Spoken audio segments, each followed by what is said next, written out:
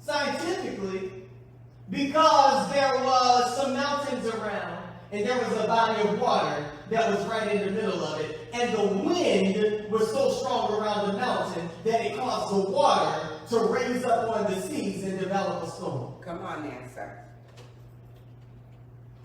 But then I get to thinking in my head and in my imagination, I start thinking, what would cause storms to raise up in my life?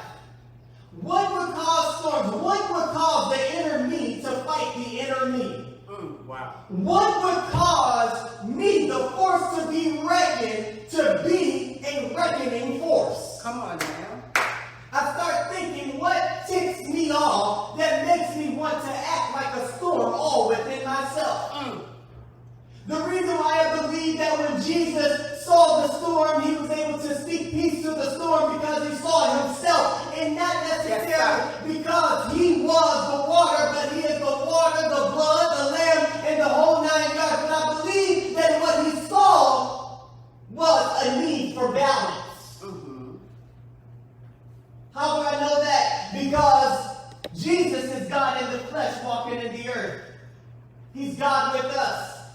And when he got to the earth, he denounced his total godship and had a relationship with himself as the Father, because he understood in order to testify and to fulfill what the earth needed fulfilled, which was the law, that he had to have a balance in who he was and dismiss his godship so that he can have a relationship with mankind. He knows all, sees all, because not just that he created it, but he experienced it.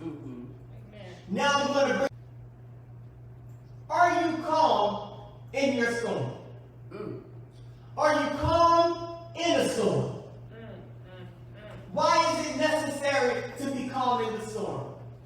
First of all, you've got to realize that just because a storm comes up, it does not indicate that this is the end of your life. This is not the end of your being. This is not the end of your existence. Storms come and storms go. But one thing that I realized about a storm is that anything that's not able to last in a storm, I'm not going to see it after the storm is gone. Yes, sir. I had some friends here before the storm came. But it just so happened that there was a force that got to wipe it out, and I didn't have anything to do with it. I'm thankful for that. That's a good place to have praise. Because there are some people who showed up in our lives that were the ones that were really causing the storm. The storm because of some people that are in my life. But come on now. Just because they caused the storm doesn't mean that they had enough power to cease the storm. It just so happened, excuse me, I just went off on the other side for a second. But it just so happened